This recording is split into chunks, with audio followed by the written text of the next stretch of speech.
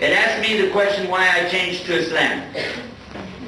This story is on the internet itself. It's 16 pages or something when you print out the whole thing. Obviously, you don't want me to use the rest of the night just to talk about that. So I'm going to tell you, go to the Today Islam website and read the story, print it out, and read it for yourself.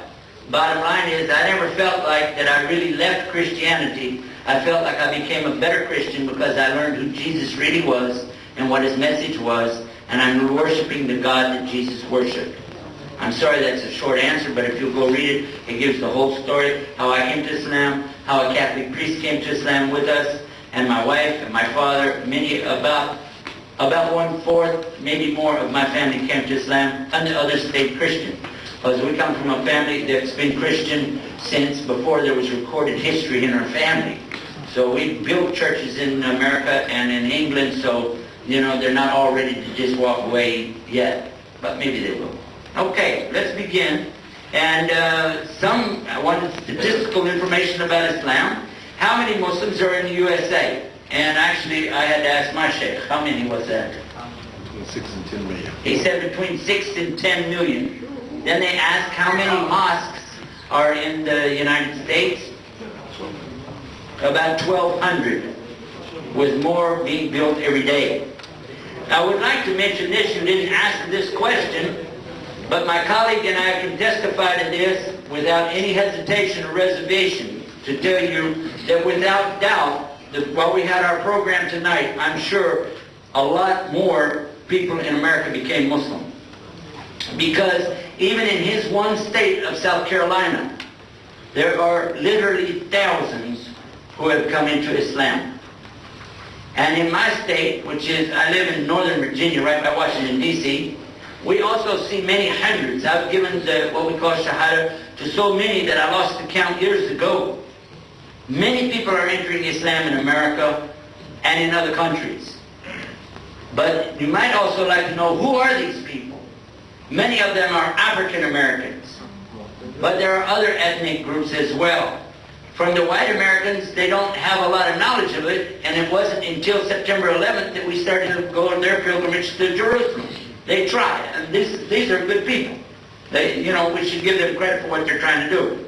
But in Islam, it's very clear that if a person leaves any of the 5 points that I mentioned, they're leaving Islam. So for the benefit of the Muslims who thought they could just say, I love Allah, and Allah loves me, Allah answered them. And this is for the Muslims. I'll tell you what the Quran said. أعوذ بالله من الشيطان الرجيم قل إن كنتم توهبون الله فاتبعوني يحببكم الله. Tell them, if they say I love Allah, tell them then follow me, meaning the Prophet. And then and only then Allah will love them and forgive their sins. So this is very important for us to know that Islam requires more than belief. You have to work every day. So that's to give a little overall. Somebody wanted me to do comparative religion. That's as far as I'll go. And what you will bring me is a translation of the Bible in a language. But if I ask you to please, I brought the original Quran. Could you please bring the original Bible? And the answer is you can't. And that's why so many Catholic priests have become Muslim. Because they realize, wait a minute, what am I doing? What am I saying? Because it's the same message. It's not different. But there is a difference in who controls everything. There is no church in Islam that pays money to a bigger church that pays money to a bigger church. There is no such thing in Islam. The money that I told you that the wealthy have to pay has to be given to the poor and the orphans. There's no such thing as a big, huge place collecting up billions and billions of dollars in Islam. Never was, never will be. So wealth is a big, important thing to human beings, but it means nothing to God. He doesn't need your money. So the true religion of God says what? Give your charity to the people that need it. Don't blame Islam for what Muslims do. That answers your question about terrorism, doesn't it?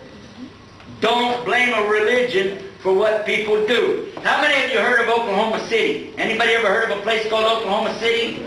Okay, there was a federal building that blew up there in 1996. Immediately they said Muslims did it, and they were dressed in Arab garb, and they were heading for Mexico. Now that's 1,500 miles away. How'd they know they're going to Mexico? But guess what? It wasn't a Muslim. There was a man by the name of Timothy McVeigh. How many of you know what his religion was? He was Catholic. And nobody made the Pope write an excuse for him either. And I don't blame the Catholic Church for what he did. Do you? He did it on his own, didn't he? Nobody went and looked in the Bible and said, where did he get that from, did they? Duh. Which religion is correct?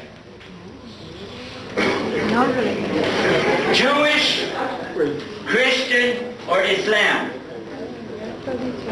I don't know. I blame myself for this because it means I didn't make a very good presentation for you. I just got through telling you that there's no religion going to be acceptable to God except the one that He sent. That's what Islam means. Jesus submitted to God. He said, I only do what God sent me to do. Isn't that right? Did He? He said, I do the will of the Father. Did He say that? Yes or no? Yes. What does that mean? It means Islam. So He was a what? A what? Go ahead, say it. It's an Arabic word. You can say it. He was a Massal.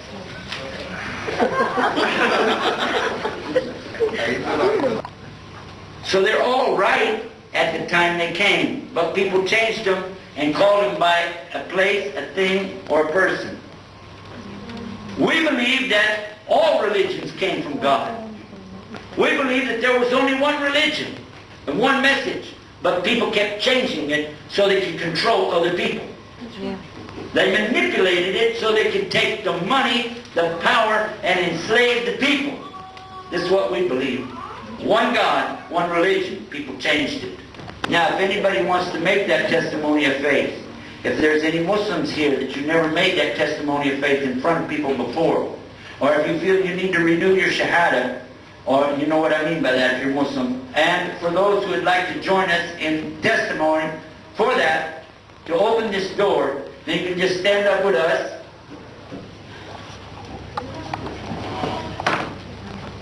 And, hello?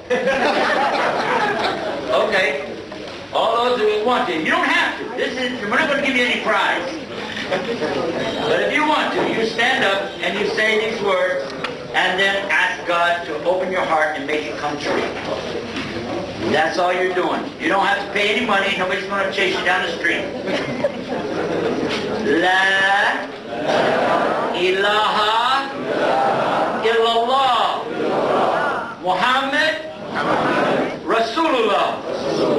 Now we're going to say it as a bearing witness. This means now, I swear that this is true. Ashhadu an la ilaha illallah wa ashhadu anna Muhammad Rasulullah.